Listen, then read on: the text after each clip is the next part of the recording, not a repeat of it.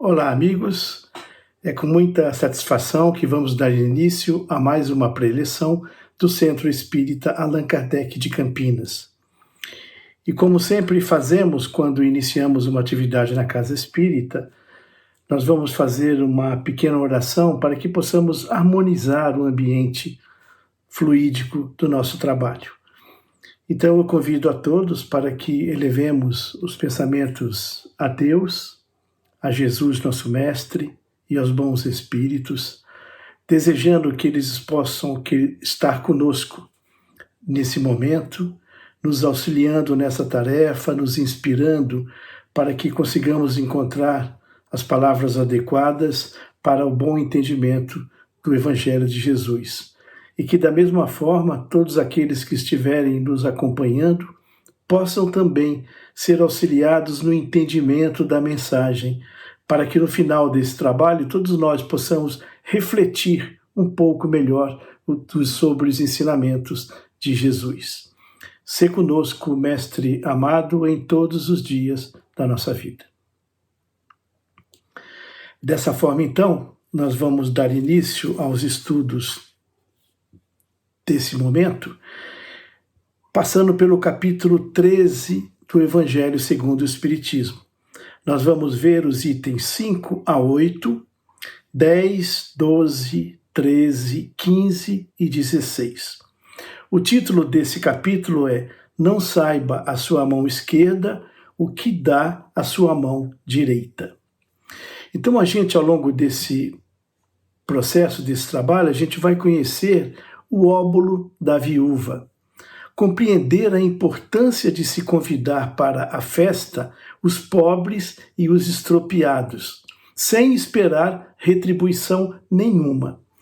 E também vamos ver qual o sentido da verdadeira caridade.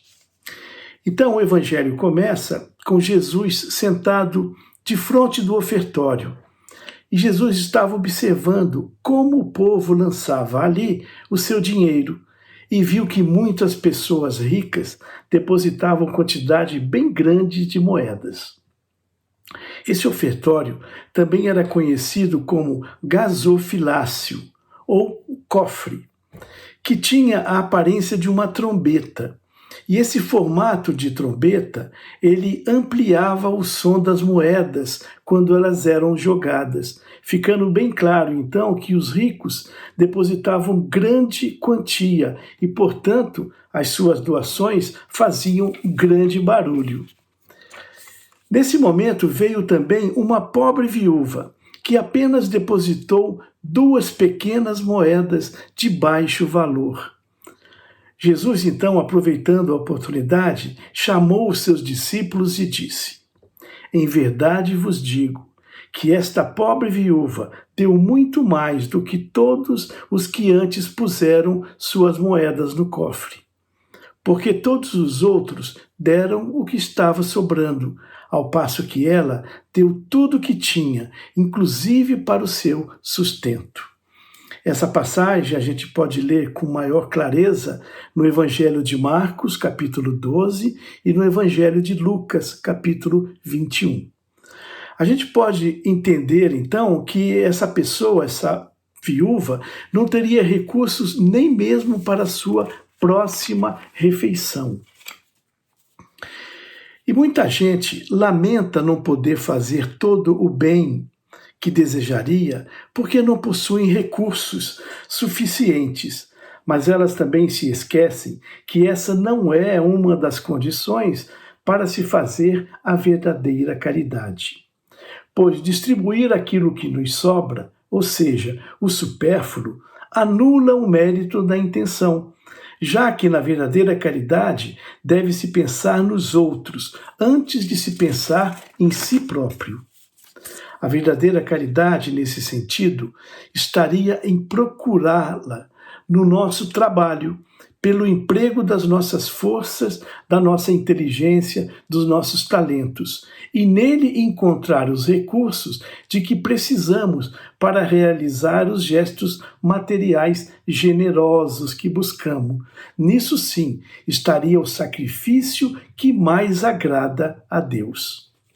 Infelizmente, A maioria dos homens vivem sonhando e gastando o seu tempo procurando o meio mais fácil e rápido para se enriquecer, se possível, sem muito esforço, e acabam correndo atrás de quimeras. Aliás, será que é só através do dinheiro é que se pode fazer caridade? Todo aquele que sinceramente desejar ser útil encontrará muita ocasião para realizar o seu desejo.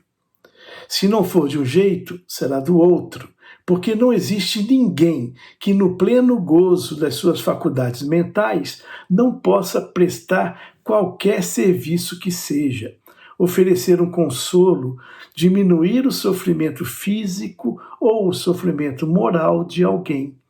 Nesse gesto é que está contido o óbolo, que é a doação, o óbolo do pobre e a moeda da viúva, que Jesus se referiu.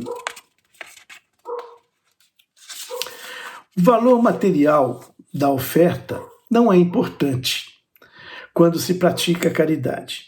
O fundamental é o sentido de amor e despreendimento que acompanha essa atitude. Jesus, mais adiante, oferece um outro ensinamento, quando ele diz: quando fizer uma festa, não convide para ela os vossos amigos, mas convide sim os pobres e os estropiados. Complicada essa mensagem de Jesus, para o nosso entendimento. Não é possível que Jesus tenha pretendido dizer que, em vez dos nossos amigos, alguém deva convidar para sua casa os mendigos que estão na rua. A gente não pode se esquecer que Jesus falava por metáforas. E essas palavras, que são absurdas se interpretadas ao pé da letra, interpretadas literalmente, mas elas se tornam sublimes se buscarmos o seu entendimento pelo componente espiritual. O conteúdo da mensagem se revela nessas palavras. Serei felizes, porque essas pessoas não terão meios de vos retribuir o convite. Quer dizer, não se deve fazer o bem buscando uma retribuição, mas fazer o bem tão somente pela satisfação de o praticar, nada querendo em troca. E quem são os pobres e estropiados? Os pobres e estropiados são os nossos irmãos mais necessitados, que não têm condições de retribuir o nosso convite, retribuir a nossa doação, nem a nossa atenção. Então, por esse ensinamento, simplesmente passando por essas palavras, seria melhor a gente não retribuir o benefício recebido. Não é isso que mais ou menos está sendo ensinado? Não é isso, pois a gratidão é sempre justa e bem-vinda, e a gratidão revela uma elevação espiritual. Apenas Jesus quis dizer e ressaltar que a retribuição ela não deve ser a primeira intenção a nos despertar os impulsos para a prática do bem. Ou seja, a gente não deve iniciar uma atitude benéfica esperando uma retribuição, esperando um retorno, que alguém nos recompense pelo que estamos fazendo. E mesmo que a gente não tenha recursos financeiros, a caridade ela pode ser praticada, porque ela também pode ser feita de várias outras maneiras. Pode-se fazer a caridade, por exemplo, através dos pensamentos, ou através das palavras, ou mesmo através das ações. Como poderia ser feita a caridade por pensamentos? Ora, a oração, por exemplo, é uma forma de caridade pelo pensamento. Podemos orar pelos pobres, pelos abandonados, por aqueles, por exemplo, que morreram sem se questionarem ou até mesmo imaginarem como seria depois da morte.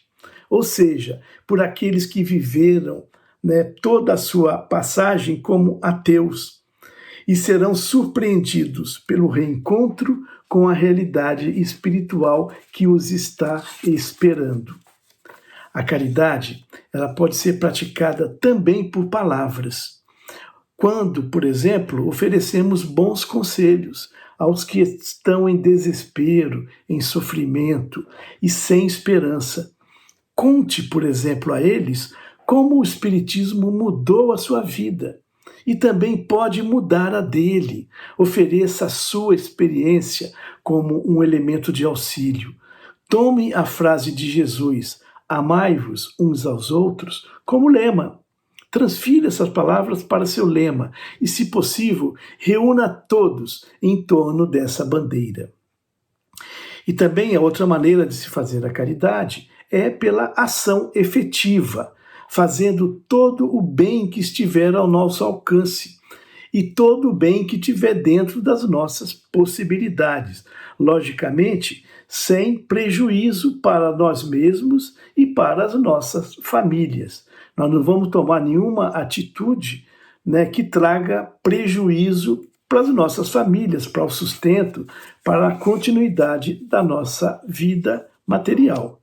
Em resumo, seja bom, seja caridoso, amando uns aos outros e nunca se esquecendo que no quesito dos caminhos para a evolução espiritual, a caridade e o amor estão em primeiro lugar. Quais são os quesitos mais importantes para a nossa transformação interna, a nossa melhora moral? Prática da caridade, vivência do amor. A caridade é a virtude fundamental que serve de apoio a todas as outras. Sem ela, as outras virtudes não existiriam. Olha a importância da caridade. Sem a caridade, nada de bom se pode esperar de alguém. Não há interesse moral que nos guie sem a caridade. Não há fé, pois sem a caridade não há fé, pois a fé é como uma pura luz que brilha em uma alma caridosa. Nesse sentido, um espírito chamado Carita nos trouxe uma mensagem durante a codificação lá na cidade de Lyon, na França, em 1861. Ele nos diz: chamam-me caridade. Sigo o caminho principal que conduz a Deus. Me acompanhe, pois conheço o caminho que todos devem seguir. Não temas nada, eu vos conduzirei pelo caminho da salvação, porque sou a caridade. Então, vale a pena a gente ressaltar a importância de fazer a caridade.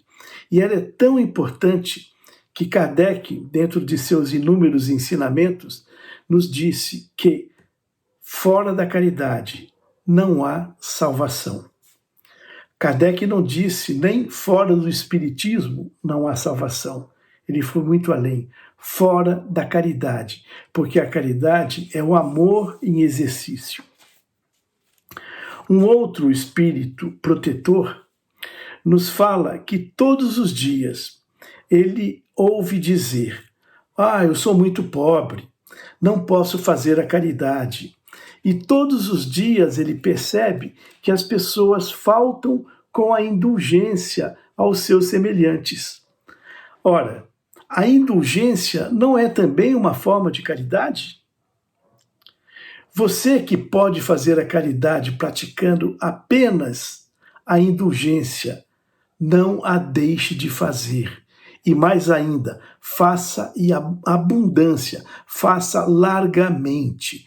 E quando nós estamos falando em indulgência, é evidente que nós estamos nos referindo ao perdão e à misericórdia. Perdoar é um ato de caridade. Quando a gente aceita o perdão que vem do coração de outra pessoa, nós estamos sendo caridosos para com ele. E a misericórdia também. A misericórdia é se condoer com o sofrimento do outro, é ser misericordioso, é uma atividade caridosa da nossa parte. Quanto à caridade material, vou lhes contar uma pequena história. 2 homens acabavam de morrer. Então disse Jesus: enquanto esses 2 homens viveram, eles colocaram em sacos diferentes as suas boas ações, para que quando morressem, elas pudessem ser pesadas. Quando eles chegaram, então, nos seus últimos momentos, Deus mandou que lhe trouxessem os 2 sacos. Um saco, o primeiro saco, estava cheio, volumoso, atochado, e nele ressoava o som de um metal que o deixavam bem cheios, ou seja, percebia-se que ele estava cheio de moedas. O outro era pequenino e tão vazio que se podia contar as moedas que tinham dentro dele. Este é meu, disse um. Estou reconhecendo. O saco é grande, eu fui rico e dei muito aos pobres. Este é meu, disse o outro. Sempre fui pobre. Quase nada tinha para repartir e acabei dando muito pouco. Mas que surpresa! Colocados os 2 sacos na balança, o maior e mais volumoso, aquele que estava cheio de moedas, se mostrou mais leve, enquanto o saco pequeno e vazio se mostrou mais pesado, tanto que elevou muito o prato do saco mais volumoso. Então, quando foram colocados os 2 sacos na balança, o que estava mais pesado acabou se mostrando mais leve que o outro, tanto que o saco mais vazio elevou o saco que estava mais cheio, ou seja, mostrando que ele tinha mais peso do que o outro. Deus então disse ao rico: você deu muito, isso é uma verdade, mas deu por ostentação e para que o teu nome estivesse em todos os templos, alimentando o seu orgulho. E deu ainda o que lhe estava sobrando. Depois disse ao pobre: você deu pouco porque também tinha pouco, mas cada uma das suas moedas que estão nessa balança representam uma privação que você mesmo te colocou. Você não deu esmolas, mas praticou a verdadeira caridade, que tem um valor muito maior. Que história interessante para a nossa reflexão, Jesus continua: você fez a caridade de uma forma natural. Você foi indulgente, não julgou o seu semelhante. Ao contrário, todas as suas ações revelaram o seu caráter de bondade. Venha para a minha direita e receba a tua recompensa. Quem nos traz essa lição é um espírito protetor que se manifestou também durante a codificação na cidade de Lyon, na França, em 1861. Então, todas essas instruções, elas deixam bastante claro que existem diversas maneiras, diversas formas para se fazer a caridade. A caridade, ela pode ser feita com dinheiro, ela pode ser feita sem nenhum dinheiro, ela pode ser feita pelo rico, ela pode ser feita pelo pobre e por todas as pessoas que gozam de sua saúde mental. Então, não há quem não possa fazer caridade. Todos nós, se buscarmos, vamos encontrar uma maneira de fazer essa caridade. Vamos então oferecer um pouco do que já conquistamos ao socorro dos necessitados. Vamos usar a nossa inteligência em auxílio dos nossos irmãos. Todos nós, espíritas, fomos muito beneficiados por essa doutrina que nos trouxe tanto conforto, tanto conhecimento. Que tal a gente compartilhar também essa doutrina com os outros? Quando possível, sem fazer proselitismo, mas quando possível mostrar que existem informações importantes que estão à disposição de todos. que estão aí para o conhecimento geral, e muitos se negam, né, a conhecer essas verdades que estão colocadas na doutrina dos espíritos. Seja qual for a nossa classe social, sempre vai existir alguma coisa que a gente vai poder dividir e compartilhar com os outros. Por menos que a gente tenha, vamos nos lembrar do óbolo da viúva, né? Por menos que a gente tenha, a gente consegue sim compartilhar. Um pouquinho que a gente doa com sentimento, né, com abnegação, com amor fraterno, vai trazer um benefício enorme para aquele que está precisando e esperando uma ajuda. Seja o que for que Deus tenha nos agraciado, Ele pode ter nos dado muito, né, através dos nossos próprios esforços, é claro, né, ou não, né? É sempre bom a gente lembrar que todos os benefícios que a gente tem, inclusive os materiais, eles foram ofertados, né, através da nossa inteligência. Eles foram alcançados através do nosso trabalho, do nosso esforço, né? E isso acontece pela benevolência de Deus, né, que permite que a gente alcance todos esses ganhos através dos nossos esforços e das nossas inteligências, né?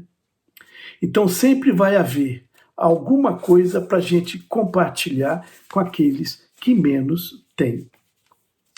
Você pode pensar que ao dar algo seu, você estará dividindo aquilo que você tem e que os seus tesouros vão ficar menores, porque você está dando. Mas, contudo, os seus tesouros no céu ficarão maiores, como o pobre que doou mais que o rico. Doou menos que o rico e recebeu mais no final. Lá no plano espiritual, você poderá colher multiplicado por 100 o que tiver semeado em benefício dos pobres, né, que estão aqui nesse mundo, buscando enfrentar os seus desafios para o seu melhoramento moral, né, para alcançar a sua melhora moral. Essa mensagem foi transmitida por um espírito chamado João, na cidade de Bordeaux, na França, durante a codificação também, em 1861.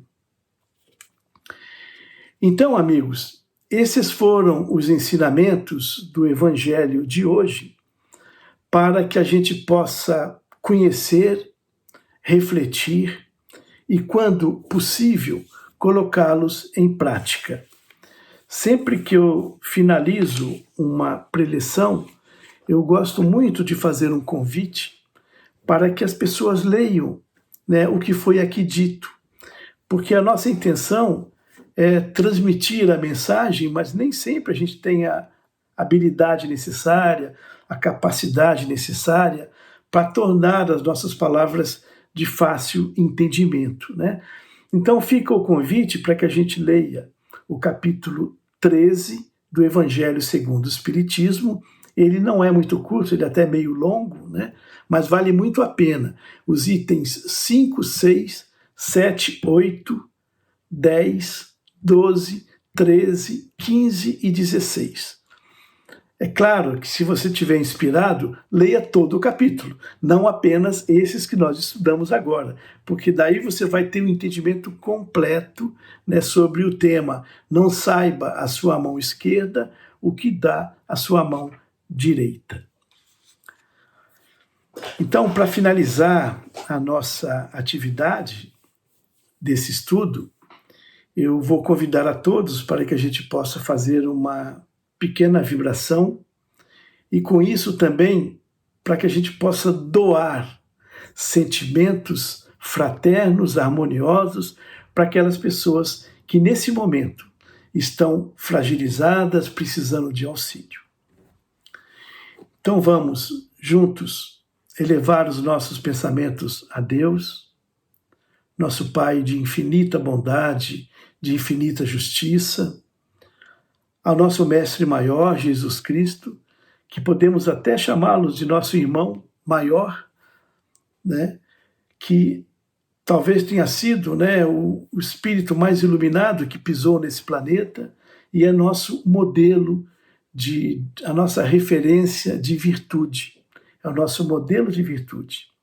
Elevando também os pensamentos aos bons espíritos que estão conosco e nos acompanham sempre quando nos predispomos a estudar e a conhecer um pouco das coisas espirituais. E nós vamos agradecer a todos eles por essa oportunidade. Oportunidade desses minutos que passamos juntos, estudando, refletindo, tentando compreender essa mensagem tão importante de Jesus. E pedindo para que eles, na medida do possível, possam nos acompanhar em nossas atividades, em nossas tarefas, nos trazendo a inspiração necessária para uma boa conduta cristã.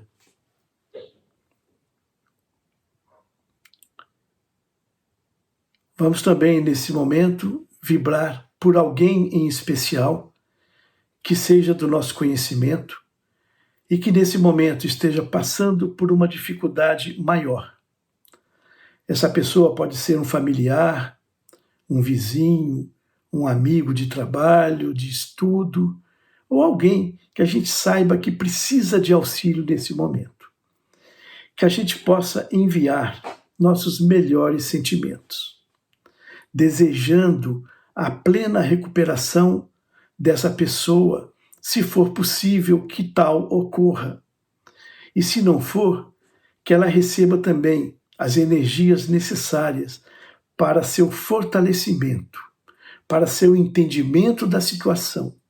Sempre, né, tendo em mente que as maiores dificuldades pelas quais passamos, muitas vezes, foram escolhas feitas por nós mesmos, quando ainda estávamos no plano espiritual. E dessa forma que elas possam receber, né, a energia necessária para passar com sabedoria e com inteligência por esse momento.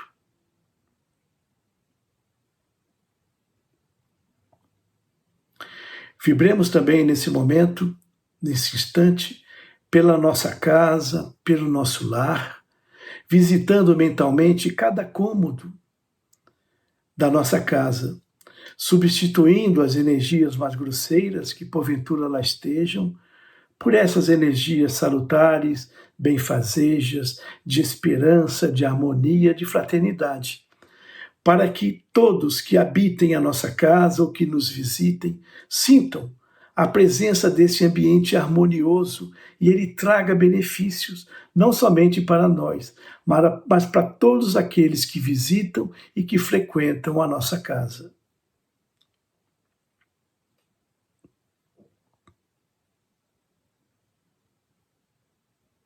E por fim, vamos desejar que a espiritualidade amiga possa manter esse desejo que nós temos do estudo, do entendimento e do aprimoramento das informações espirituais, possam cada vez mais se fortalecer.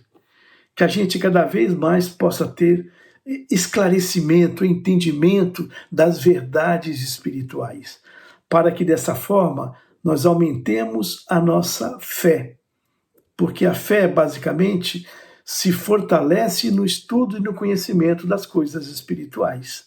Que possamos, então, sempre, né, manter cada vez mais ativo esse desejo da busca do conhecimento e do fortalecimento da nossa fé.